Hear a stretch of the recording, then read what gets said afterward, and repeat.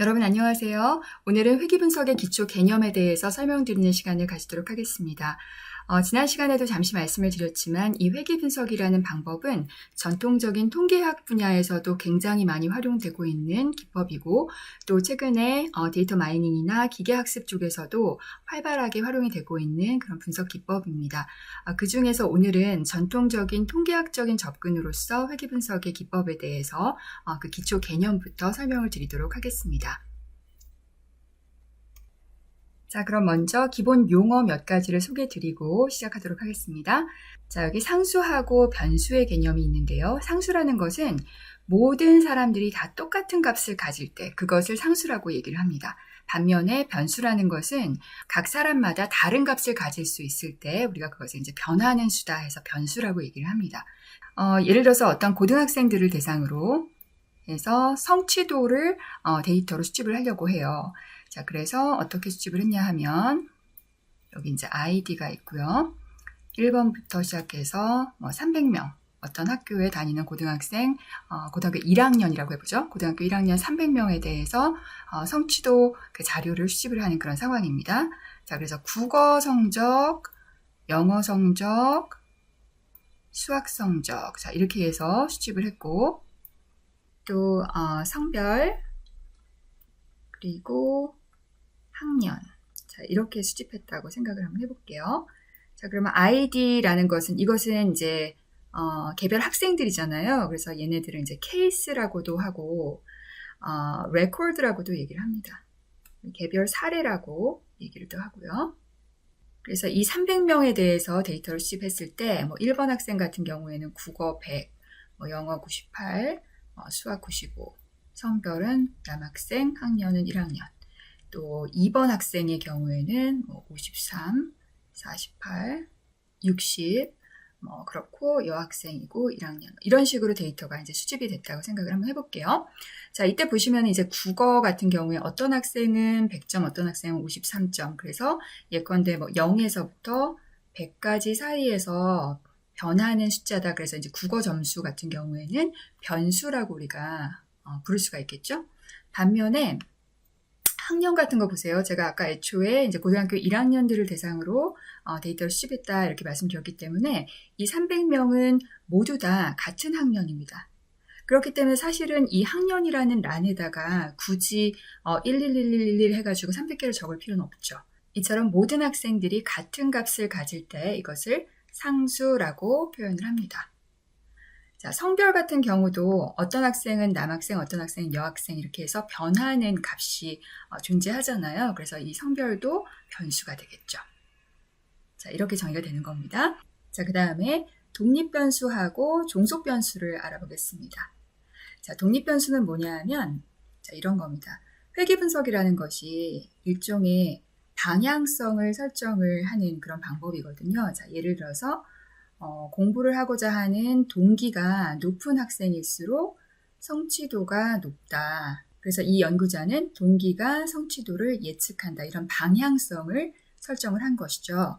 자, 이때 이 동기처럼 성취도를 설명하는 어떤 그 원인이라고 생각을 할 수도 있고 성취도를 예측하거나 성취도를 설명하거나 이런 변수를 독립변수라고 얘기를 합니다.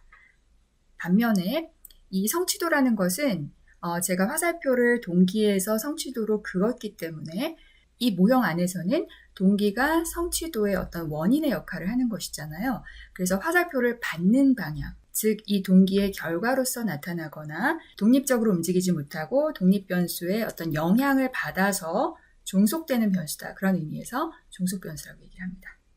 여기 이제 괄호 안에다가 제가 이제 동일한 의미로 해석이 되는 여러 다양한 용어들을 적어놨는데요. 맥락에 따라서 조금씩 다르게 사용이 되긴 합니다. 그래서 종속변수 같은 경우에는 준거변수라고도 얘기를 하고요. 또 결과, 원인과 결과 이렇게 대응이 되는 것이죠. 그 다음에 입력, 출력 이렇게 설명을 하기도 합니다.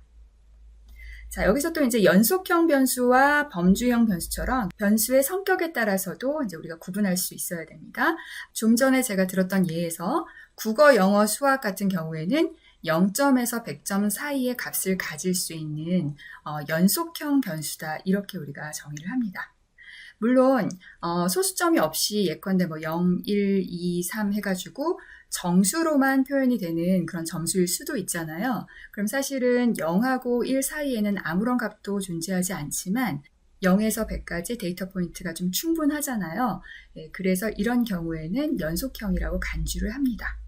반면에 성별 같은 경우에는 나올 수 있는 가지수가 남 아니면 여죠. 그리고 이 남과 여는 숫자적으로 표현할 수 있는 것이 아니라 어떤 범주로 구분되는 변수인 것이죠. 그래서 이런 경우를 범주형 변수라고 얘기를 합니다. 자, 그러면 리커트 척도는 어떨까요? 자, 리커트 척도는 뭐냐 하면 여러분들 이제 설문조사를 해보면 어떤 문항이 주어지고 거기에 대해서 동의하는 정도를 표시를 하라고 하는 그런 문항들이 있죠. 1, 2, 3, 4, 5 이렇게 해서 이제 이 5로 갈수록 이제 매우 그렇다. 그리고 1로 갈수록 전혀 그렇지 않다. 그리고 3이 중립. 자, 이런 식으로 조사가 되는 이제 그런 문항을 많이 보셨을 겁니다. 자, 그런 경우에 지금 이 변수가 가질 수 있는 포인트의 수는 1, 2, 3, 4, 5 해서 이제 5개밖에 없죠. 그럼 이것을 연속형으로 볼 것이냐 아니면 이제 사실 이제 범주형 중에서도 이제 서열을 나타내는 순서가 있는 순서형으로 볼 것이냐. 그 점에 대해서는 다른 견해가 존재합니다. 그런데 이 5개 정도의 포인트를 가지고 일반적으로는 연속형 변수 취급을 해서 분석을 합니다. 왜냐하면 범주형 변수로 분석할 경우에 연속형보다 조금 분석이 불편한 경우가 있어요. 그래서 이게 5개밖에 안 되지만 그냥 연속형 변수로 간주해서 분석하는 그런 경우도 상당히 많고요. 조금 더 정교하게 분석을 하기 위해서 얘가 이제 연속형이 아니라 이제 똑똑 끊어지는 이제 뭐 서열형이라든가 범주형처럼 이런 것들은 이산형 변수라고 하거든요. 이산, discrete이라고 합니다. 이산형으로 간주해서 조금 더 정교하게 분석하는 그런 방법도 있습니다. 자, 그러면 변수들 간의 관계를 설정하는 혹은 설명하는 모형에 대해서 이제 하나씩 다뤄보도록 하겠습니다. 자, 일반적으로 전통적인 통계학에서 관계를 보는, 관계에 관심을 두는 그런 분석 방법이 있고요. 어떤 집단 간의 차이에 주목하는 그런 분석 방법이 존재한다라고 봤을 때 우리가 다루고자 하는 이제 회귀 분석 같은 경우에는 전형적으로 이제 관계에 초점을 둔 이제 그런 분석 방법이라고 생각하시면 되겠습니다. 자, 예를 들어서 이런 거죠. 한 변수가 변화할 때 다른 변수는 어떻게 변화하는가 이런 것들에 대한 관심입니다. 자, 예를 들어서 학습 동기가 증가할 때 성취도도 따라서 증가할 것인가? 또는 시험에 대해서 혹은 평가에 대해서 학생이 가지는 이제 불안 수준이 높아질수록 성취도는 높아질 것인가, 낮아질 것인가. 이런 것들이 관계에 주목하는 아주 간단한 연구 문제라고 할 수가 있겠죠. 자, 예를 들어서 X축에 어떤 변수가 있었고, 예컨대 방금 우리가 예를 들었던 동기라고 생각을 한번 해보겠습니다. 또 Y축에도 어떤 변수가 있었고, 어떤 성취도 이렇게 생각을 해보겠습니다. 그럼 이제 동일한 사람한테 동기 점수도 얻고 성취도 점수도 얻는 거예요. 자, 그러면 모든 사람이 동기 점수와 성취도 점수의 그 페어, 짝이 있겠죠. 예를 들어서 이 사람은 동기 점수가 10점이고 성취도 점수가 98점인 사람이고 또 이 사람은 동기 점수가 8.5이고 성취도가 91인 사람이고 이런 식으로 해서 이제 플롯을 그릴 수가 있겠죠. 이런 식으로 두 개의 변수가 가지는 관계를 그림으로 나타낸 이런 플롯을 뭐라고 부르냐면 스캐터 플롯이라고 합니다. 그리고 우리말로 하면 산포도, 포자입니다. 산포도, 산점도 이렇게 부릅니다. 이때 이 산자가 흩어질 산자거든요. 그래서 스캐터, 얼마나 스캐터 되어 있는지에 대한 정도를 나타내는 플롯이다. 이렇게 이해하시면 되겠죠. 자, 그래서 이제 전반적인 분포를 살펴봤더니, 자, 이처럼 오른쪽으로 살짝 기운 이런 타원형의 이런 모양을 가지게 된 것을 우리가 볼 수가 있는데, 다시 말해서 X가 증가함에 따라서 Y도 같이 증가하는 이러한 패턴을 보이고 있죠. 자, 이런 경우를 X와 Y가 양적인 관계에 있다 또는 정적인 관계에 있다. 플러스 방향으로 관련성을 가진다. 이렇게 이야기를 합니다. 반면에 x가 증가함에 따라서 y가 점차 줄어드는 이런 패턴을 보이는 관계도 있겠죠. 자, 이런 경우를 우리가 뭐라고 부르냐 하면 마이너스다라는 의미에서 부적 관계라고 얘기를 합니다. 자, 이처럼 두 변수 간의 관계를 대략적인 패턴으로 살펴봤더니 얘는 이러한 직선의 관계를 가지는 것으로 생각할 수가 있고, 또 이것은 이 오른쪽에 있는 이 그림에서는 이러한 직선으로도 표시를 할 수가 있잖아요. 자, 이런 식으로 완벽한 직선은 아니지만 대략적으로 봤을 때 직선에 가까운 관계를 가질 때 우리는 그것을 이제 선형 관계에 있는 변수들이다. 이렇게 얘기를 합니다. 이런 건 어떤가요? 이건 선형이라고 볼 수가 있나요? 자, 이런 경우는 관계가 사실은 없는 거죠. No relationship이죠. 그래서 x가 증가하든지 감소하든지 상관이 없이 y는 자기 마음대로 움직이죠. 예, 그래서 어떤 특정한 패턴을 발견할 수 없는 이런 경우도 존재하겠죠. 자, 이런 경우는 어떤가요? 패턴이 보이시나요? 그렇죠. 이 D 같은 경우에는 x축으로 값이 증가하면서 어느 정도 수준까지는 올라가다가 점차 이제 떨어지는 그런 관계를 보이고 있고, 또 반대로 이 2번 같은 경우에는 x가 증가함에 따라서 점차 낮아지다가 다시 올라가는 이런 뚜렷한 패턴을 볼 수가 있겠죠. 자, 이처럼 직선적인 관계가 아니라 이런 곡선적 또는 직선이 아닌 다른 형태의 관계를 가질 때 우리는 비선형적인 관계를 보이는 변수들이다. 이렇게 표현을 합니다. 자, 예를 들면 불안과 성취도 같은 것이 이제 대표적으로 선형관계라고 보기에는 약간 애매한 부분이 있는 이제 대표적인 변수인데요. x축을 불안, y축을 이제 성취도라고 우리가 정의를 했을 때 불안이 약간 증가를 하면 어느 정도 수준까지 증가를 하면 성취도는 올라간다라는 거예요. 그러니까 불안 너무나 이제 태평하게 시험을 보든가 말든가 나는 내 인생에 별로 이제 상관이 없어요. 이런 태도로 이렇게 공부를 하는 학생들은 성취도가 낮겠죠. 그래서 시험에 대해서 약간의 어떤 긴장과 불안을 가질 때 그것이 성취도를 올릴 수 있는 어떤 긍정적인 역할을 할 수가 있어요. 그렇지만 극도로 불안할 경우에 불안의 수준이 어떤 특정한 지점을 넘어서게 되면 그때부터는 성취도가 오히려 이제 떨어지는 이런 마이너스의 관계를 보일 수가 있겠죠. 이처럼 x가 증가함에 따라서 y가 쭉 증가하거나 쭉 감소하는 것처럼 이런 선형을 보이지 않는 이런 곡선적인 패턴을 보일 때 우리가 비선형적인 관계다 이렇게 얘기를 합니다. 자, 그런데 우리가 이제 데이터를 분석하기 전에 항상 데이터를 탐색을 먼저 해봐야 됩니다. 영어로 이제 exploration이라고 얘기를 하는데요. 데이터가 실제로 어떻게 생겼는지를 변수 두 개씩 짝지어서 한번 살펴봐야 돼요. 자, 왜 그러냐 하면 이 왼쪽 그림 같은 경우에는 변수 1과 변수 2가 직선적인 플러스 방향의 직선 관계를 가지고 있고, 또 오른쪽에 있는 그림은 변수 1과 2가 마이너스 방향의 어떤 직선적인 선형 관계를 가지고 있는 것이 뚜렷이 보이죠.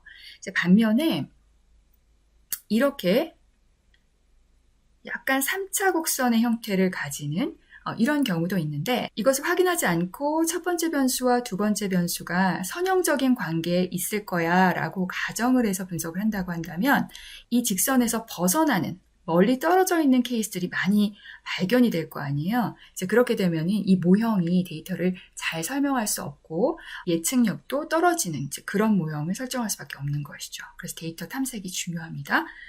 또 이런 경우도 있습니다. 데이터가 굉장히 와이드 스프레드, 전체 범위에 걸쳐서 쭉 흩어져 있는 거, 굉장히 이분하게 골고루 흩어져 있는 이제 그런 패턴을 볼 때도 있고요. 자, 이런 경우에는 x랑 y 사이에 어떤 뚜렷한 관계를 설정하기 좀 어렵겠죠. 또 특정한 영역에 굉장히 이제 집중되어 있는 이런 패턴도 이제 발견할 수가 있습니다. 또 이제 스캐터 플롯을 이용해 가지고 데이터 탐색을 할 때 우리가 이제 주로 봐야 되는 것들 중에 하나가 이제 이상값이 존재하는지를 탐색하는 겁니다. 자, 지금 여기서 이제 y축에 이제 variable 2 변수 2번을 쭉 그려놨는데요.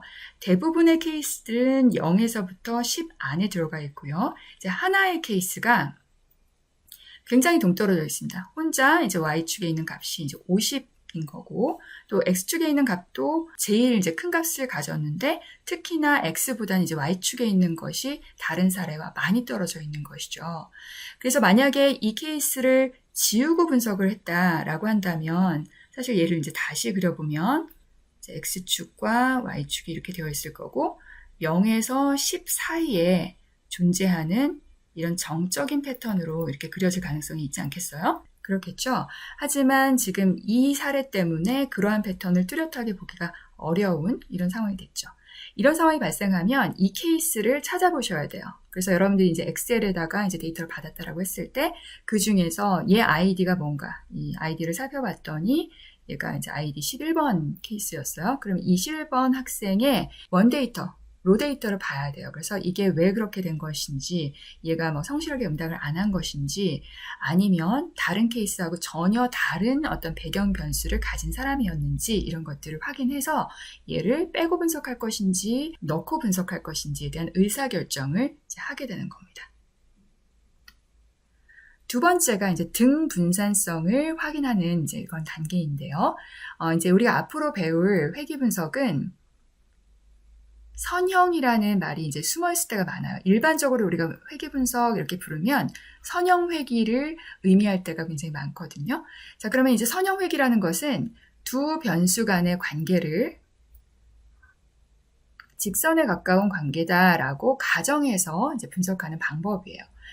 물론 이 직선에 굉장히 가까워서 날씬한 그래프를 가질 때도 있을 것이고, 직선적인 형태를 가지긴 하지만 약간 이렇게 퍼져 있는 형태의 그런 스캐터 플롯을 우리가 관측할 때도 있을 거예요. 그렇지만 기본 가정은 x랑 y가 이제 선형적인 관계에 있다, 이렇게 가정해서 분석할 때가 많은데, 자, 이때 우리가 확인해야 될 부분이 이제 등분산성이라는 것인데요. 그건 뭐냐 하면 이 x축에 있는 모든 데이터 포인트들 있잖아요. 각 데이터 포인트에서 이렇게 수직으로 직선을 그었을 때, 이제 이렇게 직선을 그었을 때 이 각각에서 이 데이터들이 퍼져 있는 정도 있잖아요. 이 y축 상에서 퍼져 있는 이 정도, 이것이 어느 정도 동일해야 돼요. 다시 말해서 얘를 이제 이런 이제 타원으로 이렇게 그렸다라고 했을 때, 대체로 이 타원의 폭이 x축의 어느 값에서 폭을 보더라도 거의 일정하게 나타날 때, 그럴 때 우리가 이 데이터는 등분산성을 가지고 있다. 반면에 이제 오른쪽 그림을 보시면 전반적으로는 직선의 형태를 띈다라고 볼 수 있지만 x축의 값에 따라서 y축의 폭이 살짝 달라지죠. 이렇게 대충 이렇게 그려보면 이 x축이 값이 작아질수록 이 y축의 폭은 작아지고, x축의 값이 커질수록, 이 x라는 변수의 값이 커질수록 이 y값은 폭이 커지는 이런 형태를 보이고 있죠. 자, 이때를 분산이 이질적이다, 헤테로하다라는 그런 의미에서 이분산성이라고 얘기를 합니다. 이렇게 이분산성을 가질 때는 이것을 이제 선형성을 가진다라고 보기엔 좀 애매한 부분이 있기 때문에 기본적으로 등분산성을 가지는지를 확인하고 분석을 합니다. 자, 이번에는 이러한 스캐터 플롯을 한번 살펴볼까요? 자, 언뜻 보면 지금 x가 증가함에 따라서 y가 감소하는 이런 패턴을 보이고 있죠. 자, 예를 들어서 이게 어떤 변수였냐 하면 x축은 능동적인 학습에 참여하는 시간이라는 변수였어요. 그러니까 어떤 학생이 굉장히 자발적이고 적극적으로 또 능동적으로 학습하는데 그렇게 참여한 그런 시간이 이제 x축의 변수였고요. y축은 수학 점수였습니다. 자, 그럼 일반적으로 생각을 할 때 이 학생이 굉장히 이제 적극적으로 학습에 임한 시간이 길다면 수학 점수도 높아지는 것이 이제 상식적일 텐데, 지금 그래프를 보면 부적인 관계를 가지는 것으로 보이죠. 자, 그럼 이게 정말 음수의 값을 가지는 부적인 관계를 가지는 그런 관계라고 볼 수 있을까요? 자, 이 경우는 데이터를 한번 더 자세히 살펴볼 필요가 있는데, 자, 방금 앞에서 그림에서는 제가 색깔 표시를 안 했었고 이제 전체적으로 그림을 봤었습니다. 근데 사실은 이 데이터가 4개의 클래스룸에서 각각 수집된 데이터를 하나의 도표에다 표시한 것이었는데 클래스 1 같은 경우에는 이쪽에 존재하고 있고요. 또 클래스 2, 클래스 3, 클래스 4 이렇게 해서 서로 다른 집단이 이제 한 번에 이제 모여 있는 이런 그래프인 거죠. 그래서 이런 거죠. 이제 담임 선생님마다 어떤 선생님 같은 경우에는 학생들한테 액티브하게 이제 활동에 참여할 수 있는 시간을 대체적으로 많이 줬고 그 안에서 특별히 조금 더 참여한 학생도 있고 덜 참여한 학생도 있지만 전반적으로는 0.75에서 1까지 존재하는 이런 학급이 있었던 반면에 이제 빨간색으로 표시한 이 학급 같은 경우에는 이 선생님 자체가 어떤 적극적인 그 학습 활동에 대해서 학생들이 참여하도록 권장하지 않는 그런 선생님이었나 봐요. 이제 그렇기 때문에 전반적으로 0에서부터 한 25%까지 밖에 이제 안 나온 것이죠. 자, 그래서 이러한 상황을 고려해서 다시 한번 집단별로 X와 Y 간의 관계를 살펴봤더니 이처럼 각 집단 내에서는 정적인 관계가 약하지만 나타나더라라는 것을 발견하게 된 것이죠. 자, 이것은 무엇을 의미할까요? 자, 이것은 우리가 샘플링을 할 때 굉장히 주의해야 된다라는 시사점을 주는데 우리가 이제 표집이라고 하죠. 통계라는 것은 어떤 모집단이 있고요. 그 모집단의 특성을 확인하기 위해서 샘플을, 즉 표본을 추출하죠. 그래서 이 표본의 성격을 가지고 다시 모집단의 특성에 대해서 이제 추론하는 형태. 이것이 이제 전통적인 통계 방법의 어떤 접근법인데, 이때 표집을 하는 방법 중에서 이제 무선 표집, 임의 표집이라고 하는데요. 랜덤하게 샘플링 하는 경우가 있어요. 반면에 군집 표집이라고 해서요. 샘플링 하는 단위가 개인이 아니라 클러스터인 경우가 있어요. 네, 여기 제가 이제 클러스터라고 되어 있는데 쉽게 말해서 집단이라고 생각하시면 돼요. 그래서 내가 뭐 설문조사를 한다거나 아니면 실험을 한다거나 데이터를 수집할 때 우리나라 전체 학생들을 골고루 섞어서 그 안에서 1000명을 뽑는다. 이것은 어렵죠. 하지만 전교생이 200명인 학교 5개를 표집을 해서 그 학생들한테 내가 어떤 조사를 하겠다. 이것은 전국에서 골고루 해서 1000명을 뽑는 것보다는 사실 시간과 노력이 좀 덜 걸리겠죠. 하지만 단점이 뭘까요? 내가 뽑은 이 5개의 학교가 서로 이질적이라면 그 5개의 집단, 즉 군집이 서로 성격이 달라서 이처럼 서로 이질적인 패턴을 가지는 그런 서로 다른 군집일 가능성도 있다라는 것이죠. 그럼에도 불구하고 군집이라는 특성을 무시한 채로 그냥 이렇게 뭐 회귀 분석을 한다거나 관계를 파악한다면 실제 플러스의 관계가 있음에도 불구하고 이처럼 마이너스로 잘못 산출되는 이런 결과가 발생할 수 있다라는 것이죠. 그래서 데이터 탐색을 할 때 이런 부분도 고려를 해줘야 된다라는 것을 기억하셔야 됩니다.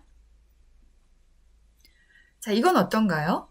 자, 언뜻 봐서는 정적으로 선형적인 관계를 가지는 것처럼 보이고 있는데 이것도 역시 방금 말씀드린 것처럼 어쩌면 하나의 군집과 다른 군집이 이렇게 혼합되어 있는, 혼재되어 있는 이런 상황일 수도 있어요.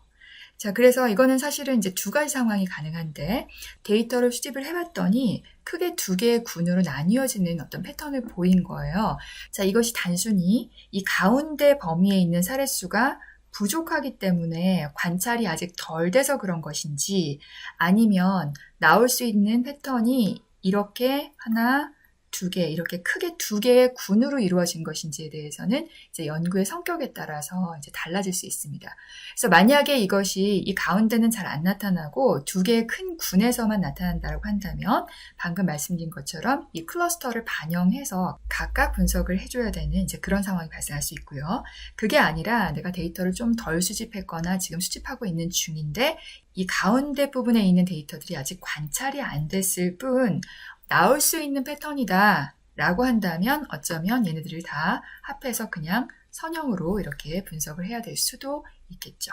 자, 그것은 이제 연구 문제에 따라서 변수의 성격에 따라서 데이터의 특성에 따라서 연구자가 이제 판단을 해줘야 될 부분입니다.